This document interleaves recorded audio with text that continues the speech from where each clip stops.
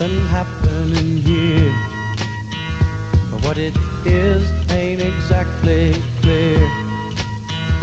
There's a man with a gun over there, telling me I got to beware. I think it's time we stop, children. What's that sound? Everybody look what's going down.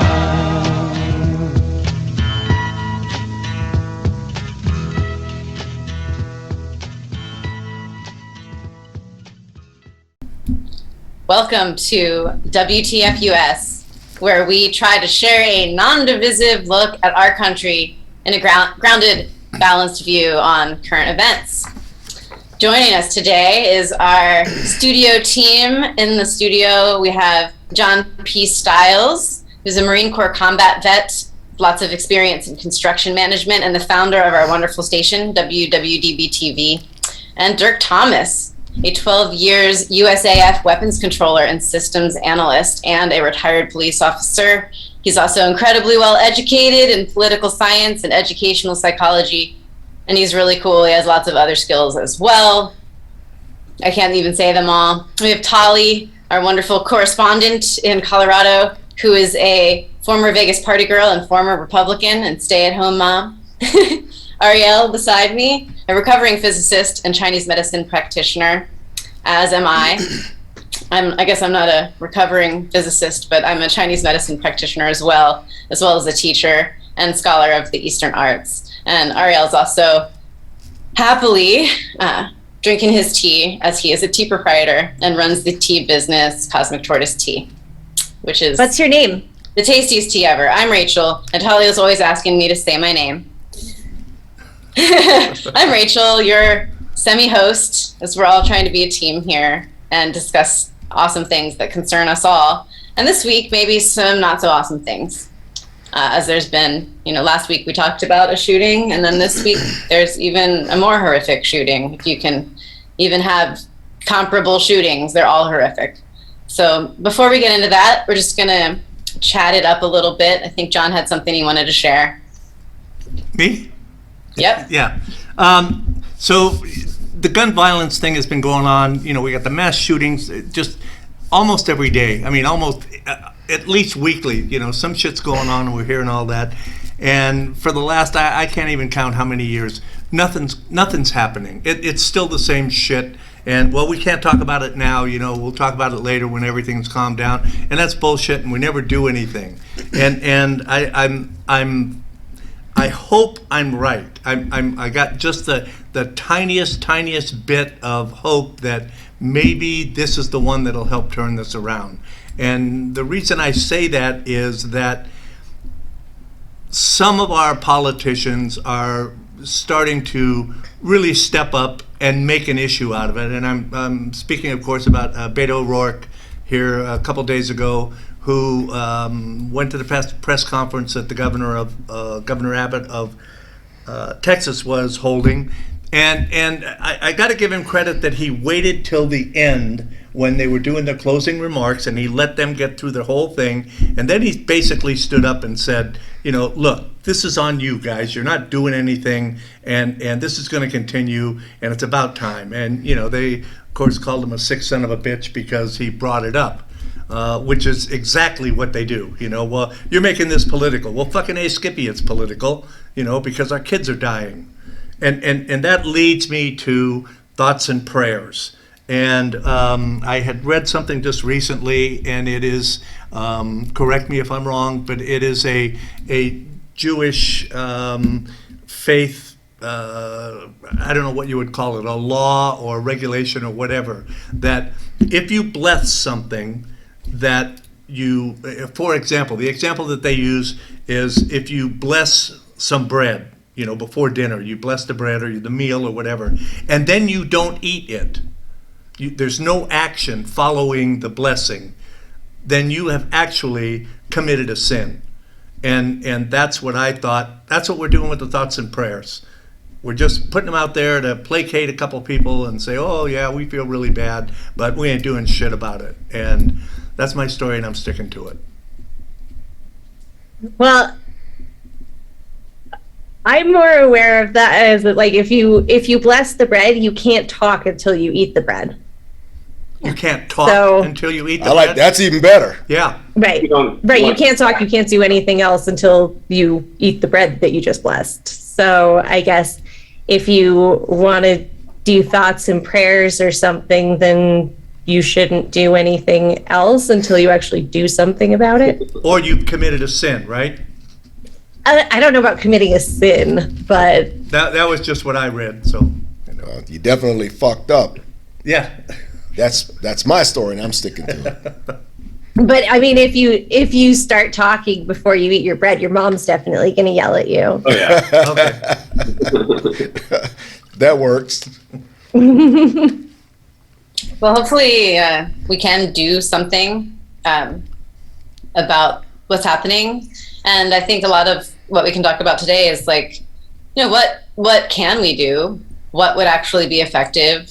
In a lot of our research, it's like what even stands a chance of being effective, and what do Americans want? And I think something that's kind of noticeable with all this, very much so, is that most of Americans want 88% of voters in a poll conducted on Wednesday want some support on background checks for gun sales. And really banning assault weapons also has an approval rating of 67%. And so it's like when most of Americans want some sort of gun control regulation, most Americans want it, both sides, if there are sides at this point. Why hasn't it been able to be enacted? And like there's a huge history of it, which we can get into, but I think that's an interesting question to ask, and really, can we eat the bread after we pray on it? And I think at this point, a lot of people in our country, regardless of how we can get it done, would love to see people not killing each other. And these large-scale massacres, which have been horrific and huge, and each year it just keeps going up more and more deaths, and what to do about it. I know it's a really complex issue, and I don't really feel like both sides, neither side really like sees it fully. And I think there's good points on both sides, including like it is a mental health problem, it is a gun access problem. Like there's a lot on both sides, and hard to find really good research that really decides. I don't find it very complex at all. I think be. it's very simplistic. I just think that we make it as complicated as we can in order to protect our side of the argument.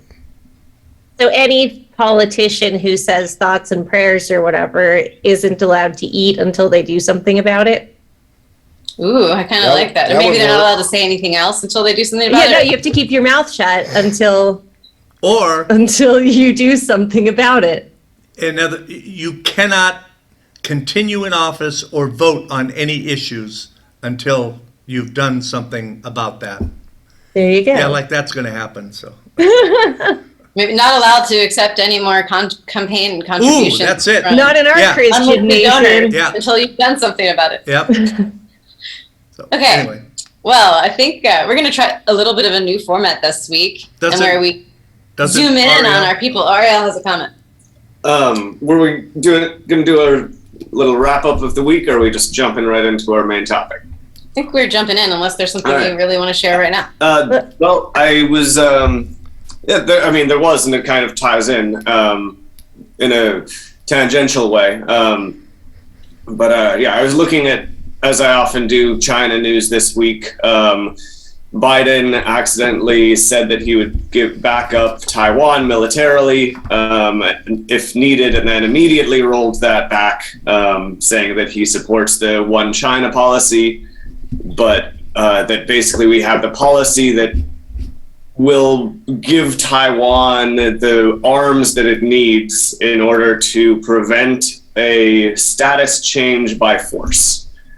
So we have this sort of like halfway policy with them, which we've had for a while, kind of similar to what we're doing in Ukraine, as far as like, we'll give them weapons, but we're not going to go all the way, which kind of calls and, makes me wonder about the question of like, what is our role internationally of the US government and what it should be. Obviously, we don't want to start a third world war.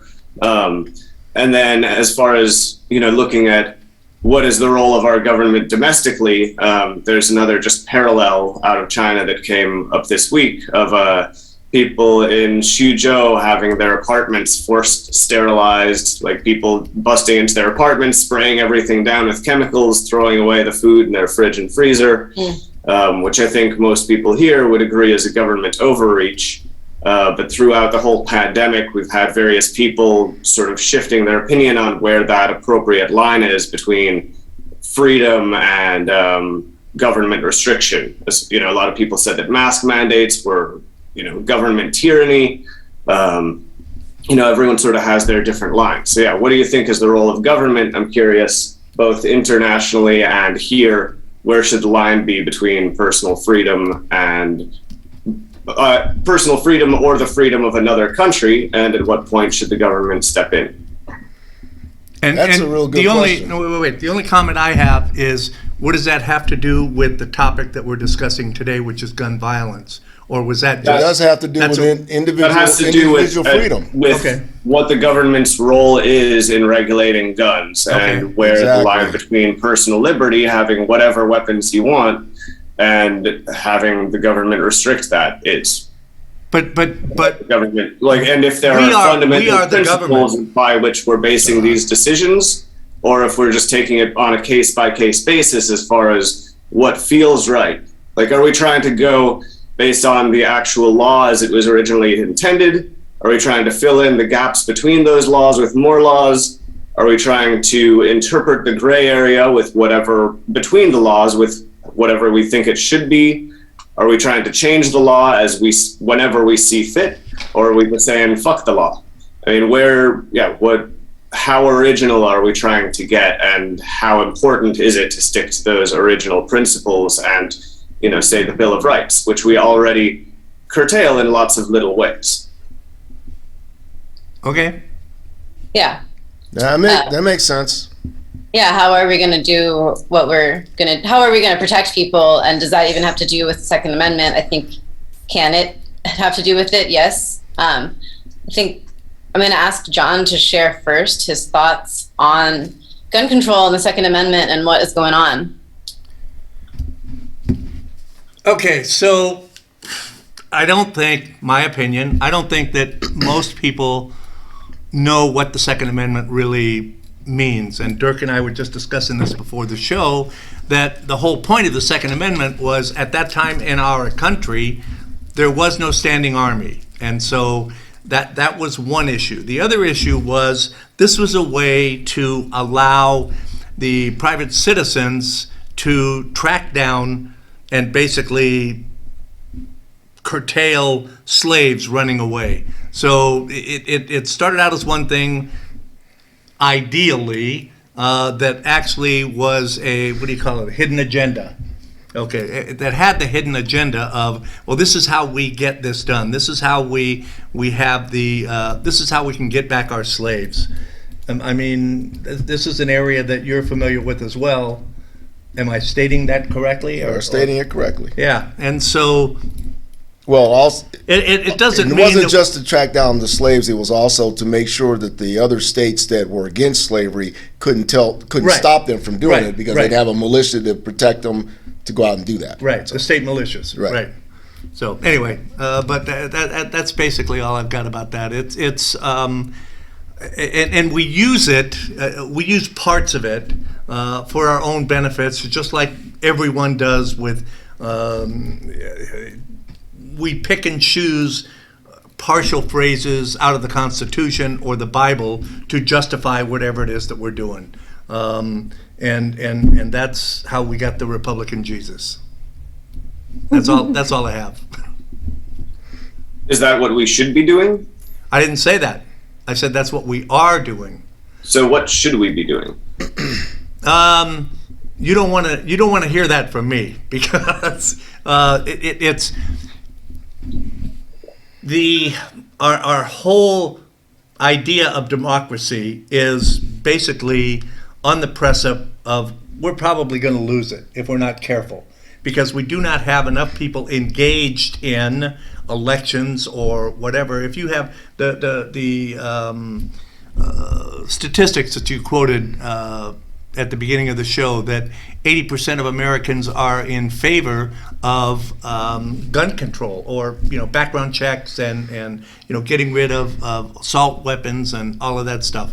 But our elected officials do not reflect that. If that's the will of the people and the majority is supposed to rule, that's not happening. And I think that our focus needs to be, we need to change that before we can change anything else. And I personally don't see how you can do anything about this particular subject. I mean, I understand why Ariel asked the question, but the point is, the fix is complicated. Yeah. And it's all interconnected with a lot of other things, politically and legally and whatever. So you can't just say, well, we're going to do this. You have to say, we're going to do this. And the reason we have to do this is because of this. And by the time you get finished with that list, you probably got about 10, 15 things that have to be done, all in order for this stuff to come together. Absolutely. But you have to start taking steps in that direction. And, Baby steps. And yeah. that's what we're not doing. We are not. We're just saying, we're literally doing nothing. Yeah. No steps at all. Yeah. So, well, thoughts and prayers. I think some big things about this that are, kind of the underlying foundation of it is like, based on all of the research that's out there, and there's a ton, it is really difficult to see whether or not gun control reduces violent crime. And I'm going to read a quote from the government, the Department of Justice, which I think is really interesting. They said there's no good reason to suppose that people intent on arming themselves for criminal purposes wouldn't be able to do so if the availability of firearms to the larger population were restricted. Looking at the first law of economics, including in cases of prohibition, marijuana, drugs, prostitution, and pornography, as well as other banned substances, demand creates its own supply. So it's kind of like the concept that having guns more available doesn't necessarily mean that people that want guns, if they were less available, wouldn't still go through the efforts to get them. And I feel like there's a bit of a different controversy in terms of access to assault weapons that people go out and get right before a crime. And I do feel like background checks, waiting period, and things like that would reduce, and have been proven to have, some massacres that have occurred, the Sandy Hook massacre and this one, had there been a waiting period, had there been a mental health background check, those people would not have been able to acquire guns. And so I do feel like, while potentially limiting guns and gun control hasn't been shown to reduce the amount of violent crime in countries that have tons of guns and not a lot of violent crime, including Switzerland and Israel, it's a huge issue. It's a bigger issue. And really, and Dirk's going to talk about this next, where it's like gun control has actually had an effect on poor people most. And I don't know if Dirk, if you want to talk about it, if Ariel and Tali have a comment before we hear from Dirk. Take it away, Dirk. I don't know. I thought Ariel was going to talk about the Second Amendment. Oh yeah, sure. We got to do that. Yeah. We forgot about him. Yeah, let's go ahead and do that first. So, if we are looking, I don't know where you all lie on the, interpret the Constitution according to the original intent versus do whatever we want scale. But if we are actually looking at this, I think it's important that we figure out what our fundamental principles are, what was the original intent, how much do we care? So I was sort of looking at picking apart the verbiage of that. So it specifically states, a well-regulated militia being necessary to the security of a free state, the right of the people to keep and bear arms shall not be infringed. We have a lot of these shall not be infringed clauses in the Bill of Rights, and we infringe them in various ways regularly. There is some debate about whether this keep and bear arms is specifically referencing a militia or whether it can mean individual rights. There is some debate about that in the Supreme Court. There's an interesting article published in February 2020 in The Atlantic by James Phillips, who's an assistant professor of law at Chapman University, researching law and interpretation, constitutional law, civil procedure, statutory interpretation, and law and corpus linguistics, as well as John Blackman, who's a constitutional law professor and a scholar at the Cato Institute. He's also the one who represented the defense in the court case revolving around the distribution of blueprints for 3D printing guns, which I found interesting. So his argument there was the mere fact that this is code doesn't make it not speech. He's spoken for the Federalist Society, which is a conservative originalist group, and actually had, there were protests against him speaking. He seems reasonable to me. Basically, they examined a lot of texts from around that time, concluded that this can be a reference to either individual rights or having weapons as part of a militia. But it does seem like the fact that militia is so prominent would indicate that one of the fundamental ideas behind this is the ability to oppose a tyrannical government, which to me would really mean that people should have F-16s and bazookas and basically weapons that would be able to oppose the American military, which seems kind of insane. But that seems like the original intent. If we're actually going by that, we might want to discuss is that valid? Is that something that's worth protecting?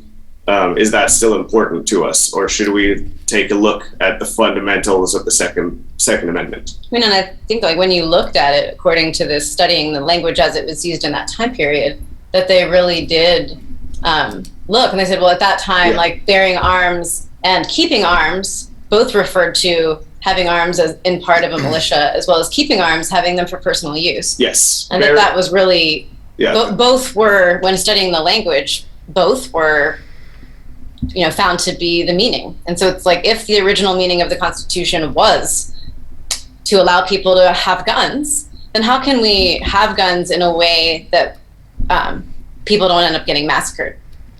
And are we still trying to have enough guns that we can fight off the federal government if we need to? Right. which I find absolutely absurd, because that's not going to happen. If the government wants you, they're going to get you. Even the preppers say that. Oklahoma City. Yeah, Oklahoma City. But I just find it amazing that people cannot look at these things, the Constitution, Bill of Rights, and all this stuff. They cannot look at them in the light of what the context of what was life like in those days. Why do you think? Why do you think those things were put in there in the first place? So originally, I've always felt that it's a living document, so you can't sit there and try to make this the originalists, I think, are just completely fucking over the idea that our founding fathers made this into a living document. The other thing is that during the time that they did the Second Amendment, they were also they were really getting into this debate about the North and the South and who was getting the money from slaves and who was not. And that was starting to be an issue. And one of the reasons that they put that Second Amendment in there is because they wanted to make sure they had enough people that that would prevent other states from enforcing their laws on them, their rules about slavery, and also so that they would be able to go and get slaves from wherever and bring them back. So that was, when they start talking about the government coming down on them, that was a lot of that. They didn't want the rest of the government imposing, which is why we ended up having a civil war, when you think about it, because that amendment, if I remember correctly, Ariel, the Second Amendment was 1791. That sounds right. I don't have the date in front of me, but yeah, something like that. That was, they were already starting this whole discussion about slavery and the rights of blacks and all this other kind of stuff. So actually, it must have been before that, because, you said 1781? Okay, so yeah, 1789 was the 14th Amendment, which I found interesting. The guy who authored this article also, as part of his originalist interpretation, really focuses on the 14th Amendment, which I will admit I was not familiar with up until this point. It was passed by Congress in 1789 and ratified in 1791. Continue. The second or the 14th? The second. Okay. Yes, the 14th Amendment says that all persons born or naturalized in the United States and subject to the jurisdiction thereof are citizens of the United States and of the state wherein they reside. no state shall make or enforce any law which shall abridge the privileges or immunities of citizens of the United States, nor shall any state deprive any person of life, liberty, or property without due process of law, nor deny to any person within its jurisdiction the equal protection of the laws. So the author of this article, who I ended up looking into, basically is arguing that this amendment in 1789 basically lays down the groundwork for civil rights and equal protection under the law, and that it's just been misinterpreted repeatedly by the Supreme Court. So, there is the argument of it being a living document as far as the need to change it, and obviously this was an amendment, but there are potential originalist interpretations that are not fundamentally racist, I think. And I did find that interesting, that there are that there are different ways that this can be interpreted, and sometimes the actual original lettering of the law isn't the problem so much as subsequent interpretations. Well, and you have to think of at that time period too, were Black people and slaves considered citizens, and I don't know if they were. So it's like, what Depends on the state. What did citizens mean? Or what did persons mean? Because it says all persons. All persons. Well, seeing as how we actually have legal documents from around those times where they said that Black people were not persons, considered persons, or 3/5 of a person. That's fair. I think we can pretty much put that to rest. Hendrik, do you want to talk a little bit more about the history of Second Amendment and racism? I don't know. I think I've probably pretty much covered everything. The bottom line is that when you look at it, the Second Amendment, they wanted to give the right to people to bear arms, but the question that you have to ask yourself is, why did they want to give them the ability to bear arms? Now, you can say they had the prescience to say, well, the government is going to get out of control, and so therefore we're going to have to do something about this, and we got to make sure that our people have the right to go and defend our state, so our state can do what they want to do. But it always comes down to that same discussion that we have when we talk about the Civil War, which is they say, yeah, it's all about states' rights, but what was it about the states' rights to fucking do? That's the context that you have to look at this in, and that's what I look at the Second Amendment as. It was just that ability. They wanted, first of all, I find it really amazing that when it comes to gun control and the history of the Second Amendment, the bottom line is the only real gun control they ever had was to make sure that people who were not considered American citizens, which is basically your average white male, could not have a gun. They wanted to make sure that minorities can have a gun, that immigrants can have a gun, especially slaves couldn't have guns. They didn't want any of those people to have guns in order to protect themselves, and they wanted to have guns in order to go and do whatever they wanted to with those people to bring them back into slavery or whatever, or to enforce the rules of each individual state. And so I just find that this whole thing fascinating. But like I said, you've got to look at it all in context, and I think that most of the people that look at the Second Amendment are only looking at it in the context of, we want to be able to arm ourselves because crime is so out of control. But one of the reasons why crime is so out of control is because access to guns is so easy. So it's just a circular argument. Yeah, it's you go round and round in circles all the time. I was telling John earlier, I find it's just absolutely amazing to me that this country has a national anthem that basically calls us the land of the free and the home of the brave, and a significant portion of the people of that land are not free. They're subjugated legally and politically in any number of ways, and they have been for the history of this country. And a significant portion of the population is too afraid, not brave enough to even talk about the history and how we got to this point. So I don't know. this whole gun control thing has literally blown my mind this week, and I'm having a hard time trying to process it. I have two comments that I'd like to make. One is, when the Constitution was written and the Second Amendment was added, you had one-shot muskets and one-shot pistols.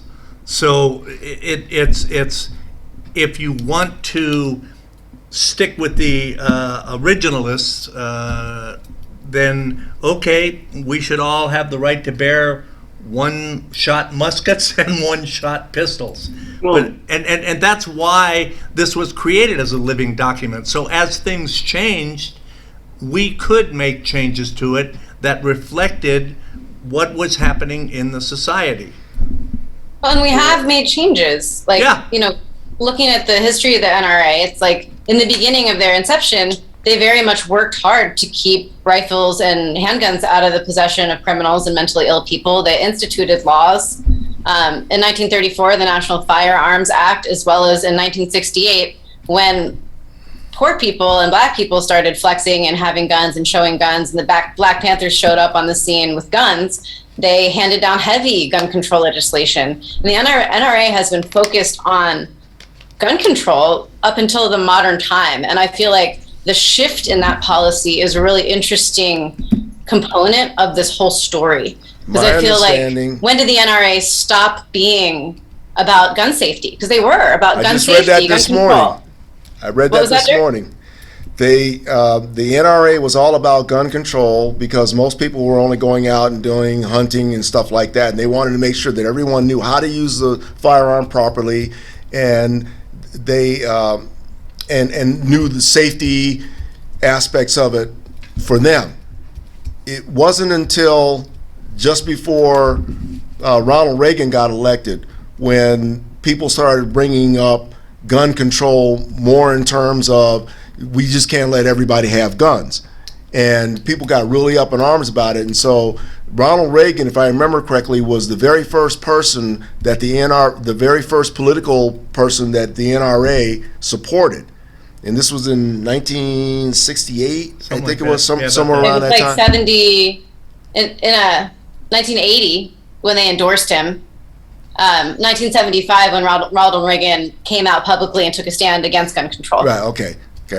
Something, but prior to that, what about the Brady Act? There was something that happened in 1968, and I think 1968 was the Gun Control Act was passed. Oh, I know. Another NRA push. Yeah, yeah. The reason that came up, you're right about Reagan. That was in the 80s, but in 1968. That's when they started coming up with the different ways to stop the Black Panthers and the other black freedom groups that were coming up. They wanted to make sure they didn't have guns. But like I said, gun control is only for the minorities and the people that they didn't want to have guns. Well, it imposed a tax on gun ownership, which was unaffordable to poor people. And it also, which is interesting, this is part of the insidious takeover of the NRA by the corporate elite and corporate interests. And so part of the Gun Control Act was that military surplus weapons were coming in from the leftovers from World War II, and they wanted to restrict weapons that were not made by U.S. weapons manufacturers to kind of like make people buy weapons that we were making to put the money in the pockets of U.S. manufacturers. And so that was part of that restriction, as well as making it more expensive and taxing it to make it unaffordable to poor people and making cheaper guns illegal, which is pretty much, again, just an assault on poor people having weapons, not necessarily a ban on everybody having weapons. And I mean, at that time, I don't know if you guys are familiar with the movement conservatism, just this whole awful thing. Maybe I can go into my talk about it because this is kind of like my main thing that I wanted to talk about. But this movement conservatism is a group of corporations and right-wing think tanks that pretty much decided that they were going to use media messaging to convince people of their free market ideas, which is pretty much promoting capitalism.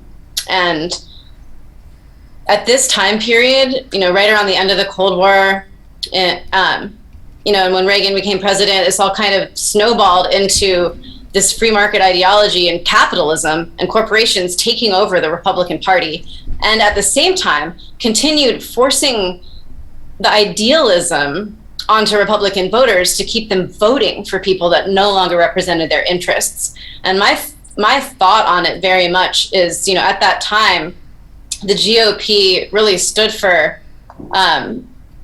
decency up until like the 1970s. There was still a lot of agreement in both parties. And when the corporations took over the Republican Party, these think tanks, and like some of the major names in these think tanks are like the Koch brothers, Rupert Murdoch. They're like, how can we strategize in order to pretty much like demonize political opponents and reduce benefiting people, all the people in this country? How can we convince people to vote for policies that don't benefit them? And it was this language that Newt Gingrich pitched and Grover Norquist also pitched, where they decided they were going to label Democrats with words like decay, failure, crisis, pathetic, liberal, socialist, corrupt. And they defined Republicans with words like opportunity, morality, courage, the flag, common sense, hard work, and freedom. And the idea was that they'd use the news media to completely reshape the idea of the Republican Party and the view of the American people, so they'd continue voting for them while they actually undermined all of our rights at the same time. I mean, and that's what's happening. Like, that's why the NRA shifted. I mean, and then in 2010, they're flooding corporate money when the Citizens United decision came around, where that all of a sudden corporate action PACs could influence political contributions and not have to say who they came from. And the NRA stopped being a gun organization and became one of the most influential, powerful lobbies in Washington, one of the top 3 lobbyists in Washington to get politicians elected to back capitalists and corporations. So I don't even think it's about what we think it's about. Yeah. In 2000, they spent $40 million on the 2008 campaign. They were hugely influential. $30 million to Trump's campaign to win the White House. In 2016, they spent $50 million on Republican candidates, even though 90% of Americans, including 74% of NRA members, back background checks. I mean, if we look at the Sandy Hook massacre and the legislation behind that, both parties came together, left and right, to create some background check legislation, and the NRA egged it on. And then they realized that it was disenfranchised these voters that they've stirred up. Be like, gun control is bad, rah, rah, rah. And they realized that if they supported this background check legislation, they'd lose their voting base. And they cared more about keeping that voting base because they're governed by these corporations than they cared about background checks. And it really, in the end, comes down to corporate interests screwing everyone. Like, that's my take on it. No, I agree with you 100%. And if I remember correctly, they actually became more of a political action committee because of Reagan. That all happened around that time. So yeah, you're right. They became more about changing the policies and the politics having to do with firearms and the big gun manufacturers than they did about anything else. And I just found it amazing that they could have so much political power. Like I was looking at my notes this morning, the NRA has pretty much single-handedly by themselves hamstrung the Bureau of Alcohol, Tobacco, and Firearms simply by not allowing the organization to digitize their records, for one thing, which means you've got these massive amounts of paperwork that people have when they register their guns that they can't digitize. So if they got to get the information, they've got to literally go someplace and find a paper copy of it, a file, which, when you think about how easy it is for us to go and digitize something and find that information, if you have a person that has any kind of legal, mental, whatever issues, to be able to look that information up right away before they purchase a weapon is critical in a lot of cases, as we're finding out all the time. And so for them to be able to do that is crazy. And they were saying that 1.2% of the dealers of firearms are responsible for the weapons used in 57% of the crime in this country. So when you look at that with the digitized records mess, you can see there's a huge issue there, because you could shut down that 1.2% pretty fast, or at least have some place to work with, if you didn't have to worry about going through the paperwork and it took you months to find that information out. So Had anybody here flown in the last couple years? Been on an airplane to all go the anywhere? time. All right, and you still have to take off your shoes, right? Yeah. Okay, because some guy a few years back made some half-ass bomb in his shoe, and so the government says, okay, all you people now got to take off your shoes. And we got, how many kids have been killed in the last year in shootings? And well, that's There's okay. no shoes involved. Right. Holly? Well, No shoes involved, but but that's okay. So we're not going to do if anything you about want that. to pay, you don't have to take off your shoes. If you want to pay what? For the clear pass or whatever. Right. There's clear, and there's what's it called? Pre-check or like. Yeah, TSA pre-check. Right, and now there's clear. I have clear. That's what you paid. You must be privileged. Exactly, and that means that I am not a threat because I have enough money That's right. to pay for clear. So Yeah. obviously, I'm not a threat. Everyone knows rich people aren't dangerous. But Yeah, also, like, I'm you not- couldn't get a clear if you didn't submit to a criminal records background check. Oh, And so no, that's not like, true. That is absolutely Oh, not really? true. I did They don't not check go through background? anything. Oh, God. I just had That's what I to did. sign up, and they have like a retinal scan for me, so they know that it's me, and that's all they know. How much did They it don't know cost? anything about me. I can't remember. It's not much. It's like $70 but a year. the I money think. the money It's a good doesn't thing the money terrorist doesn't matter. organizations Don't have $70. That is literally the stupidest Right. fucking thing I've heard in a long time that the government would do. You're sitting there saying that you're worried about security, so we don't have people blowing up planes or using planes to blow up buildings, and then you come up with some stupid fucking rule like that. Then nobody should have their shoes checked. Fuck it. Just go back to the way it was and let people go in, because literally what you're saying is that we'll let you do the stuff that we think is going to allow you to carry a bomb on and take over an airplane or whatever it is, as long as you pay us a little bit extra money, so we'll be able to at least feel better about that. That's what that's saying right there. Pay an extra TSA $70. has pre-check, and then they have a level above that. Background check? God. The pre-check, and they have a level above that, and I think that I don't think pre-check does a background check. They might. At the level above, I'm pretty sure they do. But Clear, I'm pretty sure Clear is just a totally private company, and I didn't go through any sort of thing That's for it. crazy. I signed up, I and they have my credit card number and a retinal scan of me. Well, if you just let people wear their shoes again, then it's almost an admission that it was never that important in the first place. So why lose face when you can just nickel and dime people for a little more cash?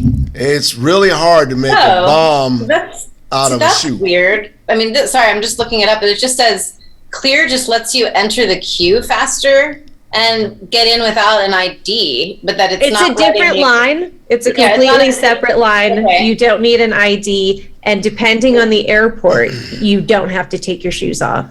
But you still have to get body scanned. Right. Yes? Okay. Yes. For TSA pre-check, you don't have to get body scanned, which is Pre-check you do, but it's the level above that you don't.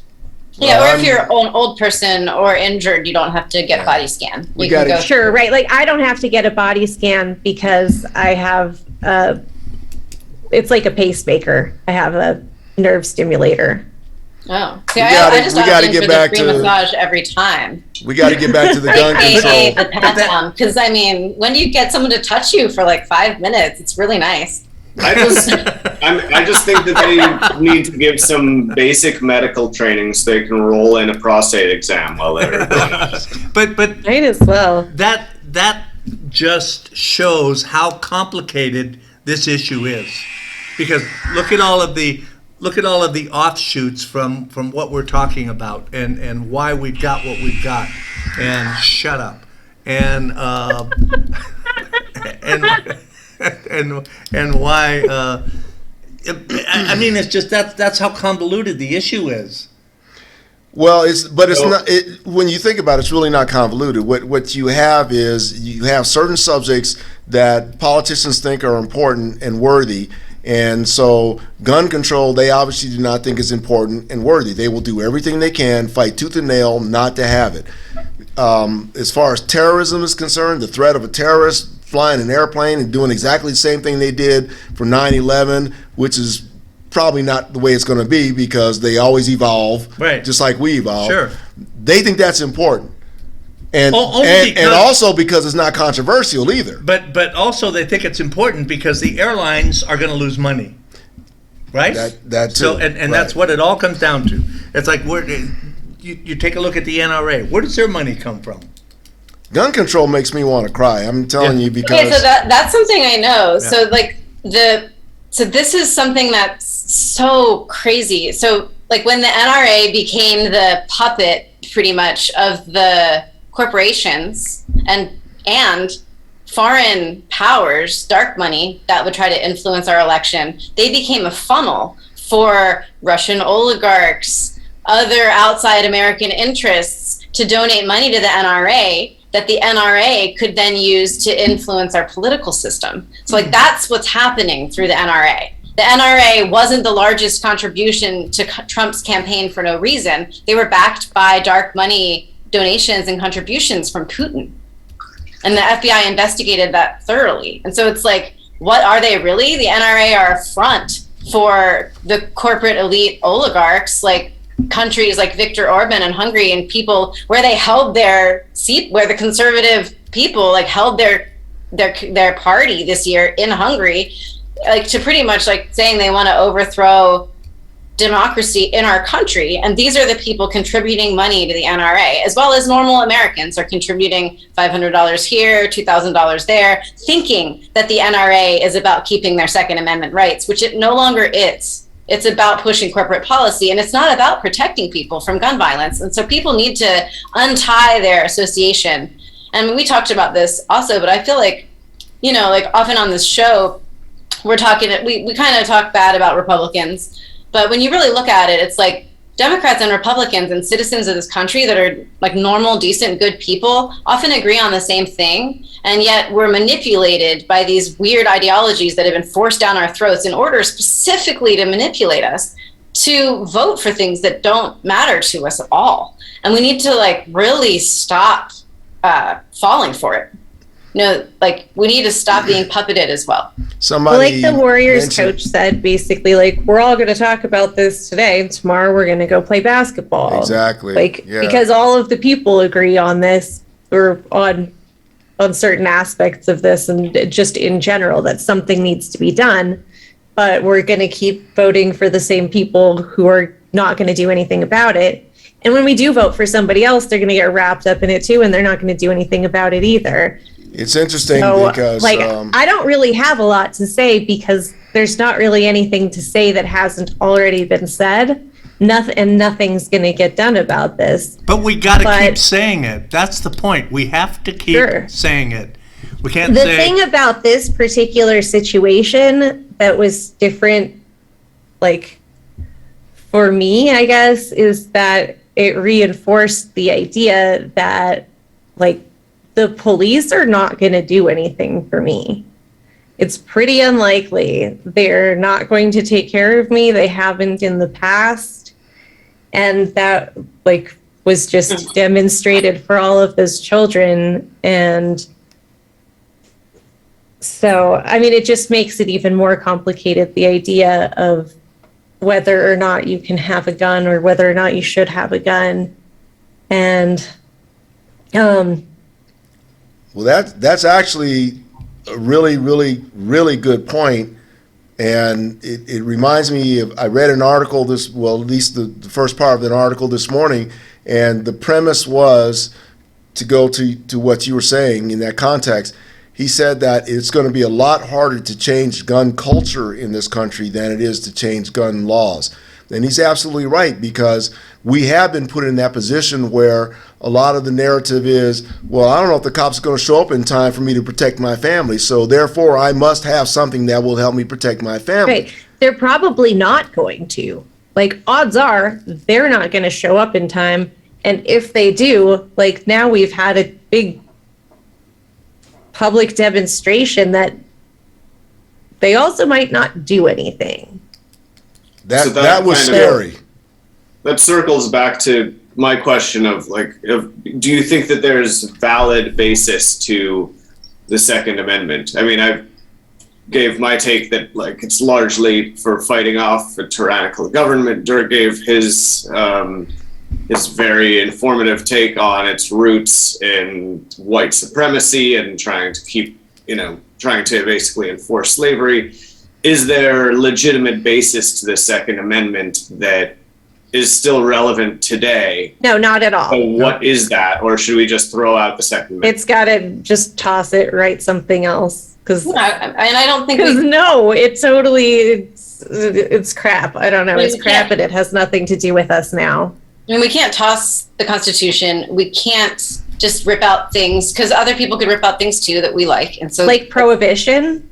Yeah, I mean, prohibition, was exactly like what gun control would be. They prohibited something, and it actually made it worse.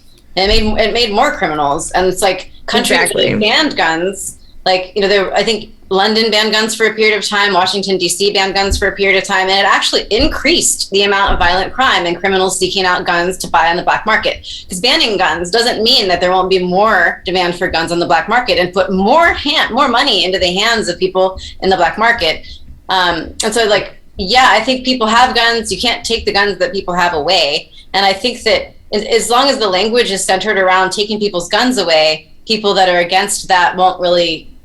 If it's so divisive, right? So I think it kind of has to come from how can we prevent people from being injured by assault weapons? Can we provide more mental health support? Can we regulate, do background checks and ownership records of who has guns so that we could kind of have a registry, like Dirk was saying, to actually connect the Bureau of Tobacco and Firearms to the gun registry so that we know if someone has a mental health crisis, maybe we could actually check and see if they have a gun, and we could involve law enforcement to make sure that they're not going to go out and shoot up people, or to look more heavily at their social media. Because a lot of these people are posting before they go do stuff I just shot my grandma in the face, I'm just going to go shoot up a school now. And so it's if we actually had some way to follow up on people, which is scary because we don't like being tracked and spied on. I mean, it's do we sacrifice, like Ariel was saying, do we sacrifice some personal freedom and privacy in order to be safer? Or is it just a free-for-all? There's a lot of questions here, but I feel as long as there's corporate interests in politics, and this is something I just wanted to share if I can, because this is huge. I'm going to try this. I grew up surrounded by people who open carried assault weapons, but those people, and it kept me safer. I felt safer. I'm sure it kept me safer. A lot fewer things happened to me in Israel. Actually, nothing ever happened to me in Israel. And yeah, Israel. All of those people. What's that, Ariel? Oh yeah, I was just going to say Israel really is the perfect example of. It's a lot different now, actually. It's a lot different now than when you were there. It's not like that anymore. It's you don't just get to keep your weapon after the army and you just have a weapon and you can walk around with it. You have to go through a lot more. You have to go through stuff now and file to. You mean background to be able checks to do that. and What's that? I said you mean background checks and things like that. Right, exactly. Right. It's so there it's different here because we don't all go through military training. We don't all know how to actually safely use weapons and whatever. But if you really, really want to do it, if you feel you want to walk around with a gun, then I don't see why you couldn't do some training and all of that. I don't know. I mean, I think good legislation could actually be enacted to make things safer for people and to provide more mental health support to deal with all these aspects if we could Right. actually elect people that represented our interests. And We're That's- going to talk that's about exactly mental the problem. health, That's but exactly we're the- not going to fund it. Right. But that's exactly the problem, because people don't look at this in context. I don't think you should get rid of the Second Amendment. I think once you add something to the Constitution, you fucking leave it in. You can reinterpret it or You can try to make interpret changes it to it, properly or right. make it so everybody understands where you're going. That's cool. The harm is not if you subtract something from the Constitution, you open a door. I don't even want to think about it. That would be a fucking disaster. The harm is not in what the amendments say or the Constitution says. The harm is in the context, the intent of interpretation by the courts. That's where we end up having the issues. And I think that if people were to look at gun control in the proper manner, when they look at gun control as, oh, they're going to take away my guns. Yeah, Fucking gun control means if you're going to have a gun, we need to know what guns you have and, what kind of access there is to it. And we need to know that you are properly trained in the safe conduct of yourself and your family members with that weapon. And I don't really see any problem with that. It's just like with smoking, they put out the laws that said, okay, if you're going to sell cigarettes to people, they need to know that there is a danger, blah, blah, blah, blah, blah. Well, to me, it's the same thing with guns. You have to make sure that people know how to use them properly and that they know how to keep the situation safe in their environment, and that they legally have them. If they legally have them and they know how to use them safely, no problem. Is having a driver's license curtailing your freedom? No. I just don't think we're going to do anything about it. But Well, I agree with that. Yeah. But as far as schools and kids, but our government requires them to be there. They didn't pick it. They're totally fucked. They're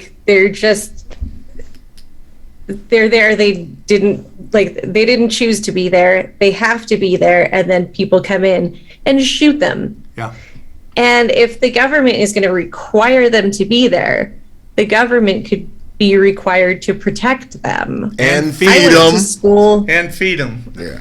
I want to make. Feed them and protect them. I mean, I went to school with armed guards in Israel and in Canada. In Canada, it was weird circumstances, but I went to school with these kids whose parents, the parents own the West Edmonton Mall and Mall of America and whatever. They've got a bunch of kids, and so because it was a private school, so they, I guess, allowed that family to have armed guards outside of the classrooms for their kids. And I don't know. It didn't freak me out. I hardly even remember that. I remember this because my dad brings it up occasionally. Yeah. And I've heard this brought up before, and the parents, or I don't even know if these people were parents, but I've heard people argue that would freak kids out.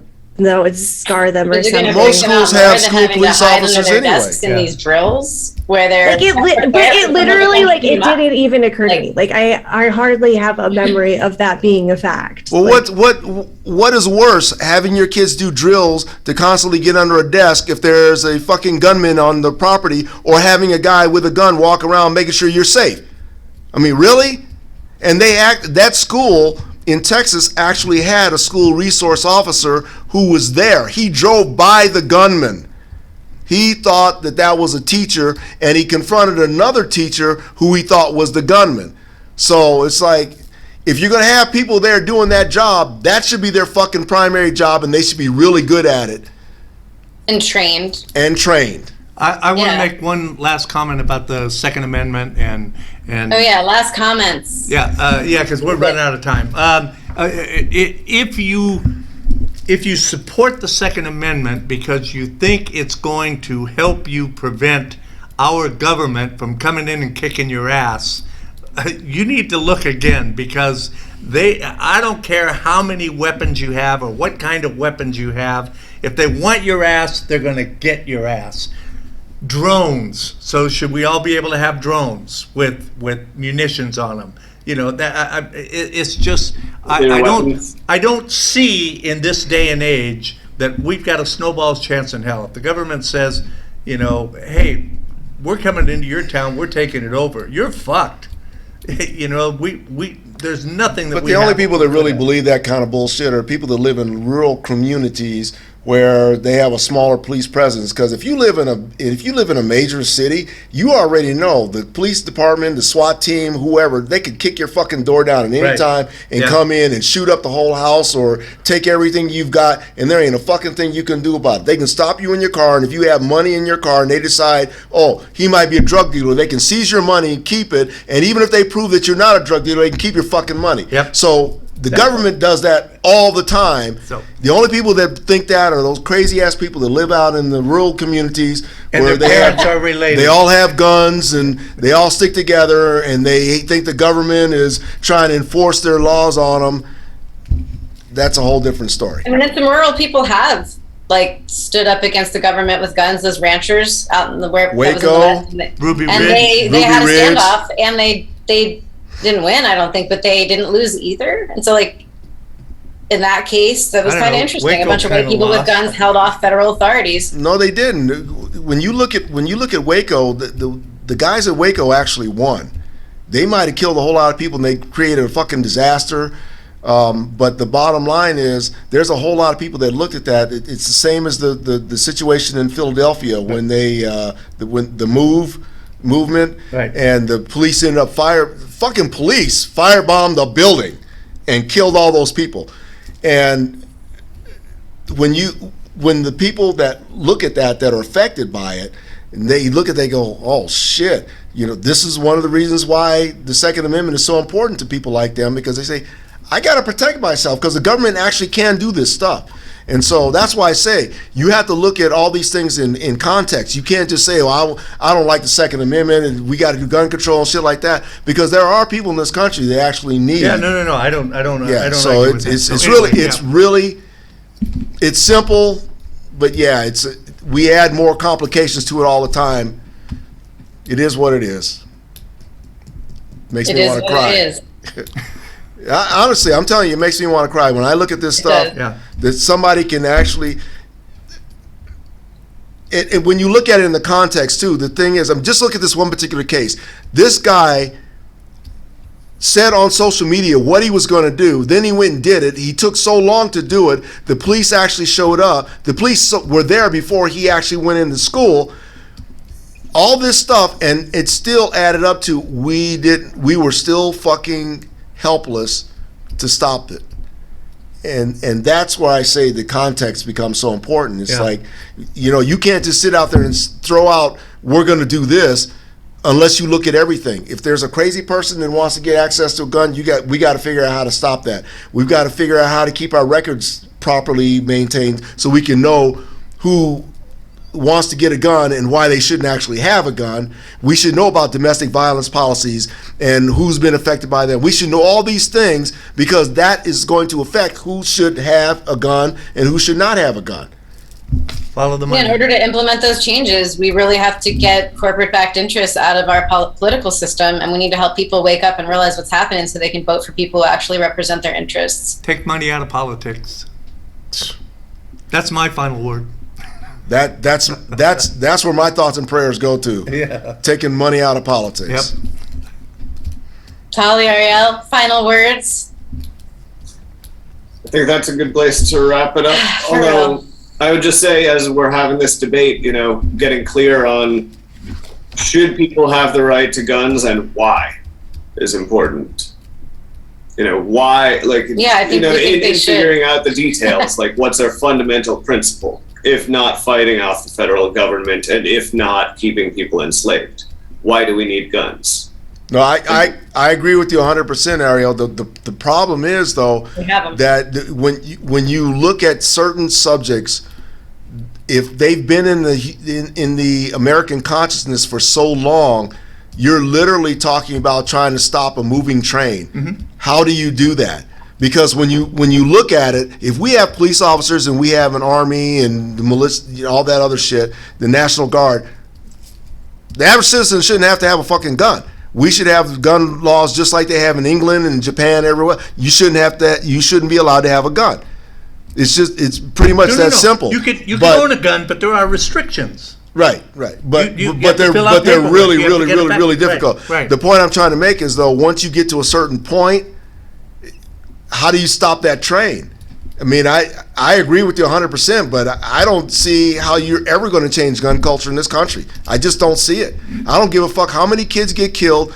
We're not going to change it because we've been so indoctrinated from the time we were growing up with the cowboy stories and the soldier stories and all this other shit, that how manly it is and how amazing it is to be able to protect your family and because there's all these criminals running around the streets and unruly people that aren't really part of the American way, like these immigrants and whatever. We got to be able to protect ourselves.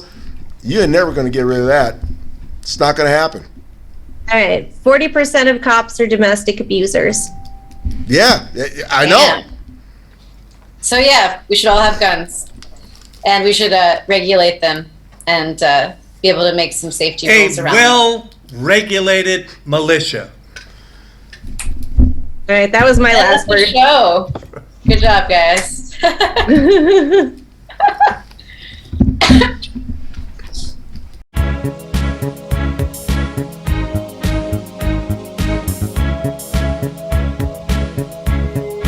Everybody knows that the dice are loaded.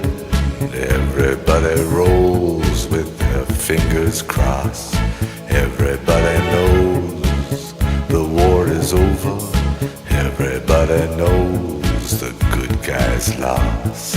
Everybody knows the fight was fixed. The poor stay poor, the rich get rich. That's how it goes. Everybody knows. Everybody knows that the boat is leaking. Everybody knows the captain lied. Everybody got this broken feeling, like their father or their dog just died. Everybody talking to their pockets. Everybody wants a box of chocolates and a long stem rose. Everybody knows. Everybody knows that you love me, baby. Everybody knows that you really do. Everybody knows that you've been faithful, give or take a night or two. Everybody knows you've been discreet, but there were so many people you just had to meet without your clothes.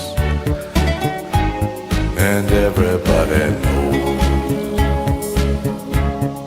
Everybody knows. Everybody knows. That's how it goes. Everybody knows. Everybody knows. Everybody knows. That's how it goes. Everybody knows.